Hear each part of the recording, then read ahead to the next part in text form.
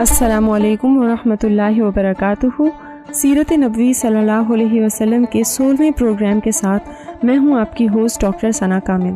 Last programme میں ہم نے اسلامی تاریخ کے پہلے بڑے معرکے کی بات کی تھی، یعنی غزوہ بدر، اور جو واقعات اس غزوہ میں پیش آئے ہم ان پر بات کر رہے تھے۔ ہم وہیں سے بات شروع کریں گے جہاں سے ہم نے بات ادھوری چھوڑی تھی، یعنی اللہ کا مسلمانوں کے لیے بذریعہ فرشتوں کے مدد کا بھیجنا۔ اس کے بارے میں ہم نے کچھ واقعات بیان کیے تھے اور ہمیں پتہ چلا تھا کہ جنگ بدر میں صحابہ کرام رضی اللہ تعالیٰ عنہم نے لڑائی لڑتے وقت کئی دفعہ یہ محسوس کیا کہ گویا کافر کو ہمارے مارنے سے پہلے ہی کسی نے مارا ہے۔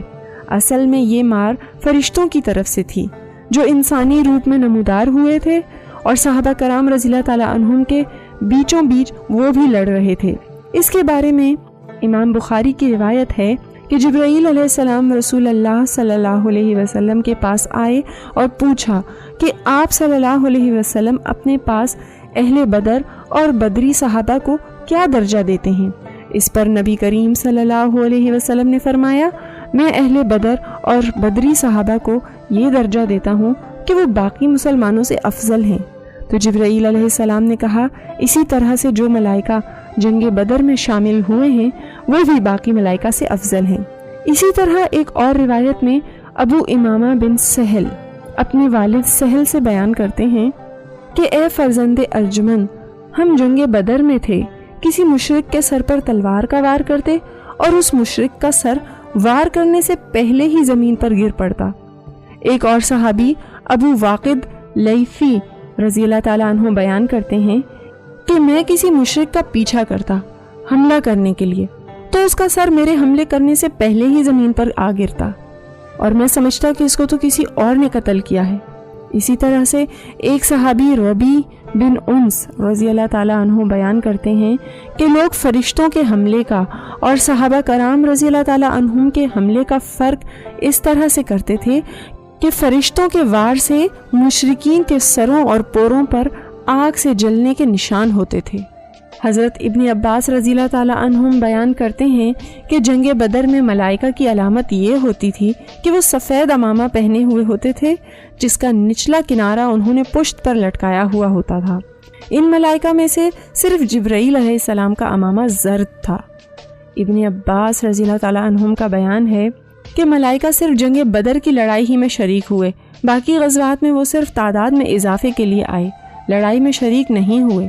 حضرت سہیل بن عمرو رضی اللہ تعالیٰ عنہ بیان کرتے ہیں کہ جنگ بدر میں نے گورے چٹے لوگ دیکھے جو گھوڑوں پر سوار تھے، زمین و آسمان کے درمیان عمامے باندھے ہوئے، یعنی فرشتے عمامہ پہنے ہوئے تھے۔ وہ مشرکین کو قتل بھی کرتے تھے اور قیدی بھی بناتے تھے۔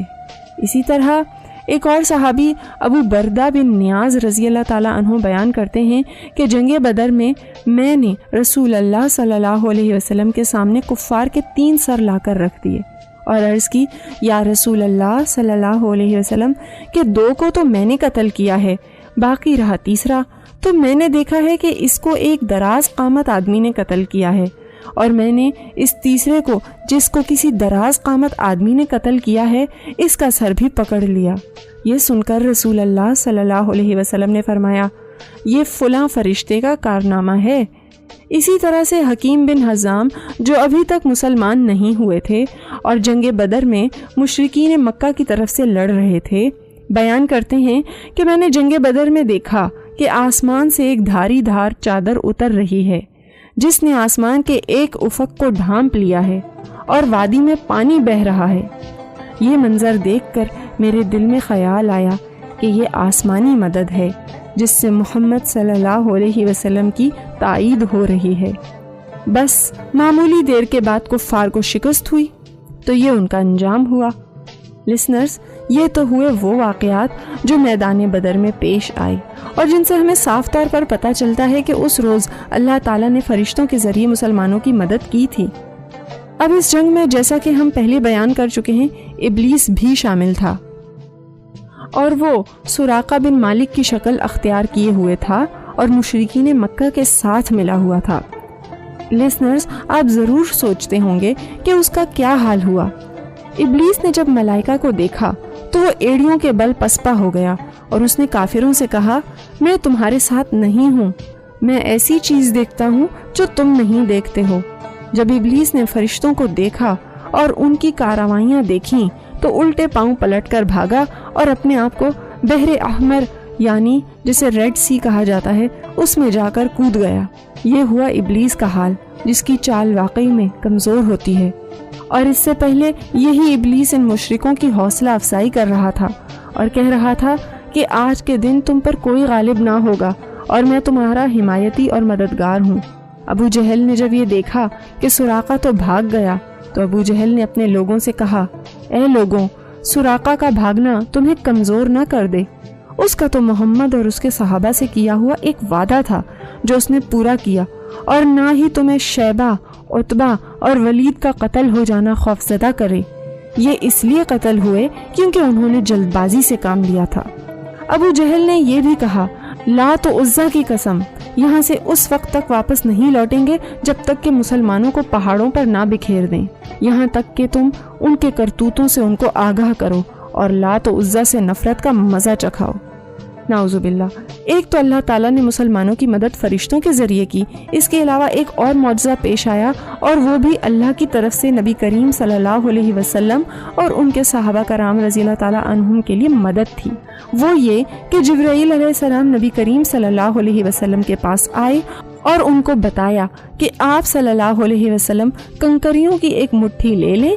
اس پر نبی کریم صلی اللہ علیہ وسلم نے اپنی مٹھی میں کنکریاں بھر لیں، اور پھر جبرائیل علیہ السلام نے فرمایا کہ یہ کنکریاں آپ صلی اللہ علیہ وسلم ان کفار کے چہروں پر پھینک دیں۔ نبی کریم صلی اللہ علیہ وسلم میدان میں آئے اور کفار کے لشکر کی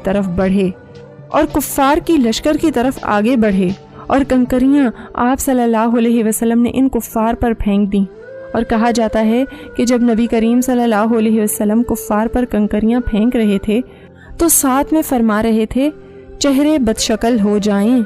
اس کے بعد نبی کریم صلی اللہ علیہ وسلم نے صحابہ کرام رضی اللہ تعالیٰ عنہم سے فرمایا ان پر ایک دم حملہ کر دو۔ چنانچہ وہ کافر شکست کھا گئے، کچھ کو موت کے گھاٹ اتارا اور کچھ کو قیدی بنا لیا۔ ان کنکریوں کے پھینکنے کا ذکر اللہ تعالیٰ قرآن میں سورۃ الانفال آیت 17 میں اس طرح سے کرتے ہیں۔ ترجمہ: سو آپ نے انہیں قتل نہیں کیا بلکہ اللہ نے قتل کیا، اور آپ صلی اللہ علیہ وسلم نے ان پر مٹی نہیں پھینکی بلکہ اللہ نے پھینکی تھی۔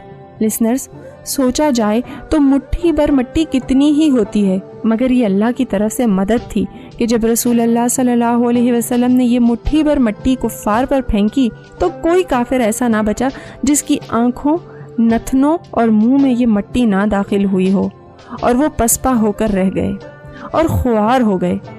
بتایا جاتا ہے کہ اس کے بعد جبرائیل علیہ السلام ابلیس کی طرف متوجہ ہوئے تو اس وقت اس کا ہاتھ ایک مشرک کے ہاتھ میں تھا۔ جب ابلیس نے یہ منظر دیکھا تو اپنا ہاتھ چھڑا کر بھاگا۔ اس پر اس مشرک نے کہا جناب سراقہ، کیا تم نے کہا نہ تھا کہ میں تمہارا حمایتی اور مددگار ہوں؟ تو ابلیس نے کہا میں وہ دیکھ رہا ہوں جو تم نہیں دیکھ رہے ہو۔ کہا جاتا ہے جب ابلیس نے جنگ بدر میں ملائکہ کا مشرکین کے ساتھ برتاؤ دیکھا تو اسے اندیشہ ہوا کہ ملائکہ اس پر بھی حملہ کریں گے۔ اس وقت حارث بن حشام ابلیس کے ساتھ چمٹ گیا، وہ اسے سراقہ سمجھ رہا تھا۔ چنانچہ ابلیس نے حارث کو سینے میں مکہ مارا اور فرار ہو گیا، یہاں تک کہ اس نے سمندر میں جا کر چھلانگ لگا دی۔ لسنرز، اس لڑائی میں بڑا برا حال ہوا کافروں کا، اور وہ اس لیے کہ یہ لوگ اللہ کے نافرمان تھے، یہ لوگ اللہ کے دشمن تھے۔ اس لڑائی میں قریش کے 70 افراد قتل ہوئے اور 70 ہی قید ہوئے۔ اللہ تعالیٰ اگر چاہتے تو ان کافروں پر ایک ہی فرشتہ نازل کرتے جو ایک ہی وار میں سب کافروں کو ہلاک کر دیتا، مگر اللہ تعالیٰ جو چاہتے ہیں وہ کرتے ہیں۔ اس میں بھی حکمت ہے کہ اللہ تعالیٰ مسلمانوں کا ایمان چیک کر رہے تھے۔